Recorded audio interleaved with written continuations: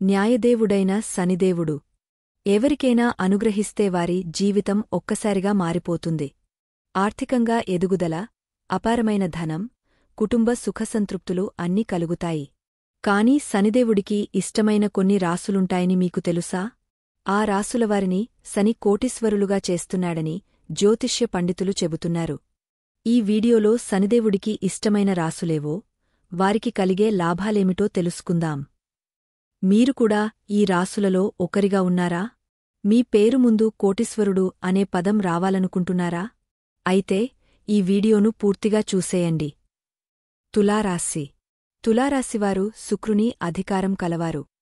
ఈ రాశికి శనిదేవుడి అనుగ్రహముంటే అపారమైన సంపద మీకు వరిస్తుంది. ధనం, విలాసవంతమైన జీవితం, అందం అన్నీ మీ వెంటపడతాయి.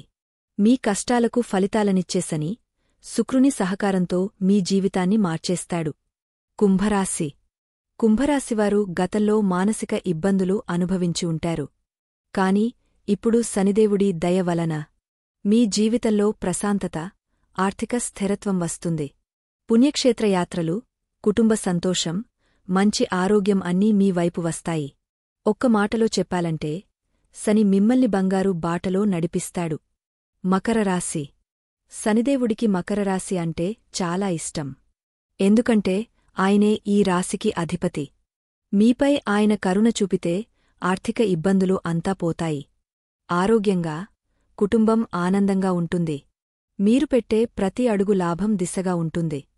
ఇది మీ జీవితంలో చారిత్రాత్మకంగా మలుపు తిప్పే కాలం. వృషభరాశి. వృషభరాశివారు శుక్రుని ఆధిపత్యంలో ఉంటారు. శనిదేవుడి దయవల్ల అనంతమైన ధనం మీకు లభిస్తుంది. మీరు చేసే ప్రతి ప్రయత్నం విజయవంతం అవుతుంది. పెట్టుబడులు పెట్టాలనుకుంటున్నవారికి ఇది అత్యంత శుభకాలం. శనిశుక్రుల అనుగ్రహంతో మీరు కోటీశ్వరులు కావడం ఖాయం. ఇవి శనిదేవుడికి ఇష్టమైన రాసులు. ఈ రాసులవారు నిజంగా ధనికులు కాబోతున్నారు. మీరు కూడా ఈ రాసుల్లో ఒకరైతే శనిదేవుడి అనుగ్రహాన్ని పొందేందుకు ప్రతివారం శనివారానికి శనిమహాత్ముని ఆరాధించండి. మీ జీవితంలో ఆర్థిక భద్రత కలిగేందుకు ఇది మీకు శక్తివంతమైన మార్గం. మీరు చెప్పిన ఈ రాసుల్లో ఒకటిమీది అయితే శనిదేవుడి దయ మీతోనే ఉంది అనుకోవచ్చు. ఈ శుభకాలాన్ని చక్కగా ఉపయోగించుకోండి. ప్రతి శనివారం నాడు శని దేవుడిని పూజించి ఆశీస్సులు పొందండి. ఇలాంటి మరిన్ని జ్యోతిష్య, ఆధ్యాత్మిక విశేషాలు తెలుసుకోవాలంటే మా ఏలేవెట్ వోస్ ఛానల్ను సబ్స్క్రైబ్ చేయండి. మీ రాశి ఏది? ఈ వీడియో మీకు ఎలా అనిపించింది? కామెంట్లో చెప్పండి.